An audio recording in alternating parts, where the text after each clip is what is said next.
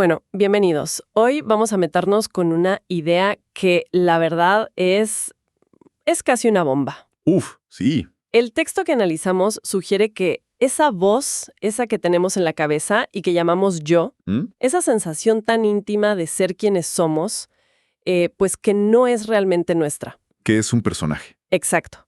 Un personaje que hemos construido con piezas prestadas de otros. Sí. Entonces, nuestra misión hoy, usando este texto de psicoanálisis, es averiguar si, según esta teoría, queda algo auténticamente propio debajo de todo ese disfraz. Es que es una idea profundamente inquietante, y lo es porque choca, pero de frente, con nuestra experiencia más básica. Claro. Uno siente que es un yo, ¿no? Y que ese yo es el centro de todo.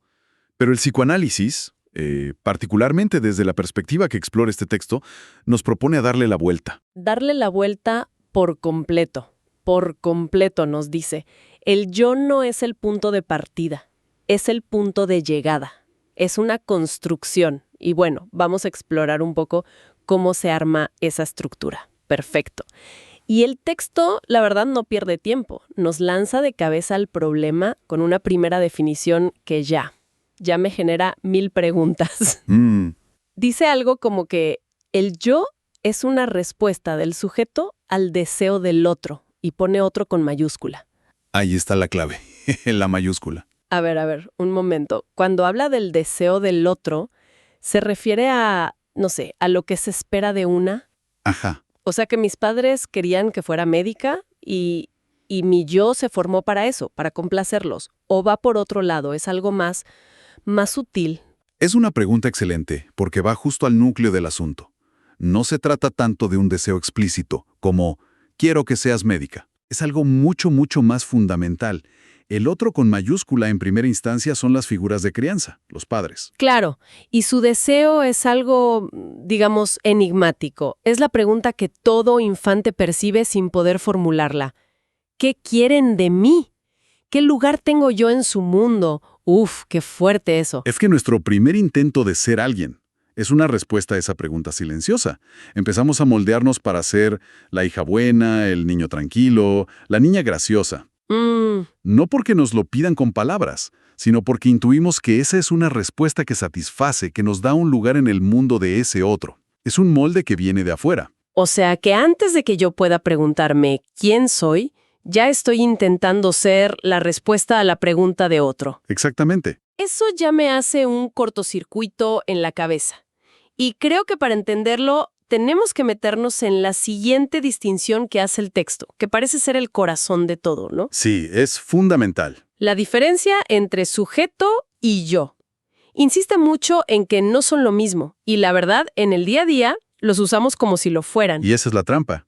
Aquí, la diferencia es técnica y es abismal. El texto intenta definir al sujeto de una manera muy abstracta, casi matemática. Ajá. Dice que el sujeto es aquel que está representado por un significante para otro significante. Uf, Sé que suena trabalenguas, pero podemos bajarlo a tierra. por favor. Porque significante y es una palabra que nos saca de la conversación normal. Suena algo súper académico, denso. Pénsalo de la forma más simple posible. Un significante es una etiqueta. Una palabra. Ok, una etiqueta. Antes de que un bebé sepa nada de sí mismo, ya está cubierto de etiquetas puestas por otros. Le dicen, es una niña, se llama Sofía, es tranquila, es la hija de María. Claro. El sujeto, en esta teoría, es esa entidad que empieza a existir en el momento en que se le ponen esas etiquetas. Existe porque el lenguaje lo nombra, mucho antes de que pueda decir yo soy Sofía. Entiendo. El sujeto es una posición en la red del lenguaje, no una conciencia que piensa. A ver si te sigo. Si mis padres, por ejemplo, me dicen, eres una desordenada, Ujú. el sujeto es como la posición que se crea con esa frase. La etiqueta tú que queda representada por la etiqueta desordenada. Exacto, por ahí va, justo por ahí. Y mi yo se construye después.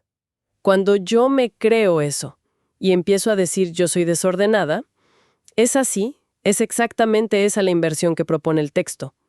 Nuestra intuición nos dice primero existo yo con mis pensamientos y sentimientos y luego uso el lenguaje para expresarme. Claro, es lo lógico. El texto dice, No. Primero existe el lenguaje, esa gran estructura de etiquetas que nos preexiste a todos, nos precede. Somos arrojados a ese mundo de palabras. Y solo porque existimos como sujetos en esa red, como puntos localizados por esas etiquetas, es que podemos, con el tiempo, construir una historia sobre nosotros, una narrativa que llamamos yo. Eso es muy radical, porque significa que el lenguaje no es mi herramienta. ¿No? Casi parece que el yo es una herramienta del lenguaje. La experiencia que yo tengo es la de un yo que piensa y luego habla. Claro. Y el texto nos pide que le demos la vuelta a todo eso, güey. Cuesta. Cuesta muchísimo. Recuerdo leer esto por primera vez y sentir que el piso se movía. Me imagino. La idea de que mi yo no era el autor original de mis pensamientos, sino más bien un efecto del lenguaje, fue profundamente inquietante. Sí, pero nos abre una pregunta gigantesca. Si el yo no es innato, si es una construcción posterior, ¿cómo se arma? ¿Cuál es el mecanismo de esa construcción? Y ahí es donde el texto introduce su concepto estrella, ¿no? La identificación imaginaria. Exacto. Y hay una frase que me pareció potentísima. Define la identificación como la transformación que sufre el sujeto al asumir una imagen. La palabra clave es transformación. No es solo imitar, es un cambio fundamental en el ser. Así es. No es una copia superficial.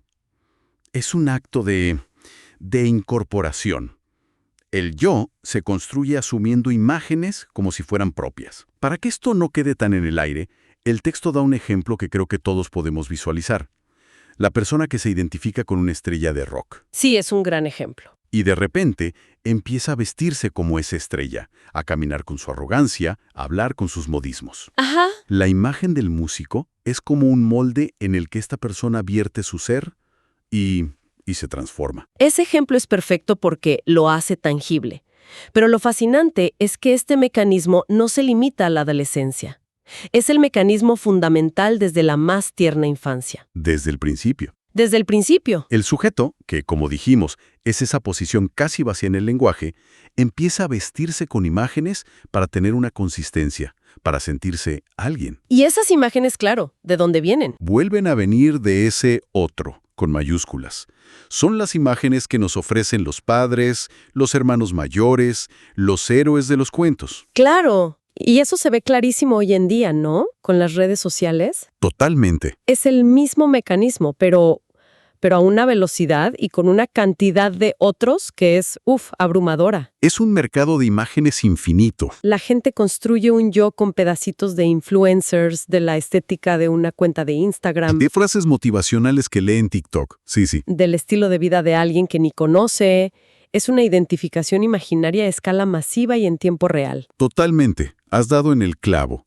El mecanismo es el mismo, pero el mercado de imágenes es infinitamente más grande.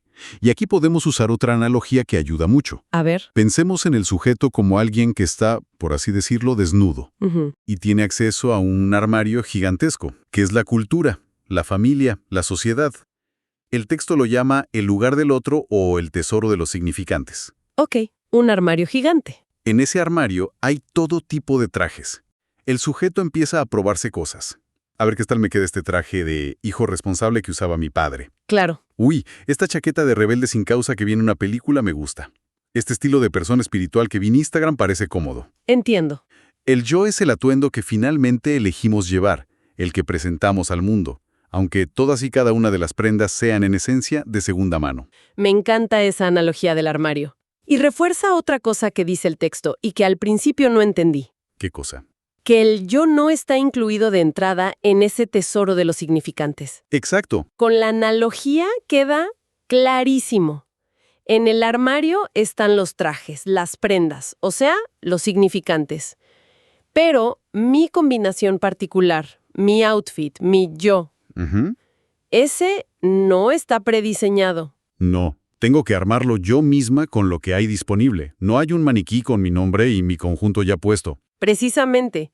Y esto es crucial. Significa que siempre hay un elemento de elección, de bricolaje en la construcción del yo. No somos clones pasivos. Somos ensambladoras. Somos ensambladores activos. Tomamos una característica de la madre, un gesto del abuelo, un ideal de un profesor, una ambición de un personaje de ficción. y los cosemos juntos, Ujú. en algo que parece coherente y único.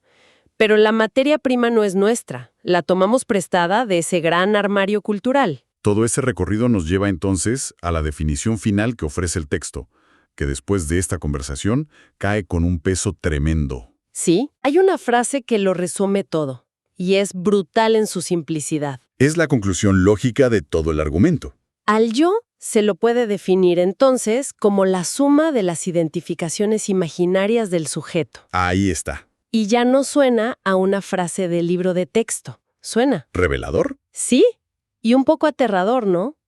La suma de las identificaciones, que esa sensación tan sólida que tengo de ser yo misma no es un núcleo original, sino un mosaico, una superposición de capas de imágenes que he ido adoptando. Consciente o inconscientemente. Claro. Y lo más brillante del análisis del texto es cómo conecta esta conclusión teórica tan abstracta con una observación de la vida cotidiana que es casi un cliché. Sí, Algo que todos hemos oído o dicho alguna vez. Es el broche de oro del argumento. Es cierto. El texto termina diciendo algo como, por esta razón, todo sujeto se parece en su manera de ser a su padre, a su madre, hermanos, familiares cercanos o a quien lo creó. es una frase que podría decir mi abuela. Pero después de todo este viaje, adquiere un significado completamente nuevo. Ya no es solo genética o costumbre. Exacto.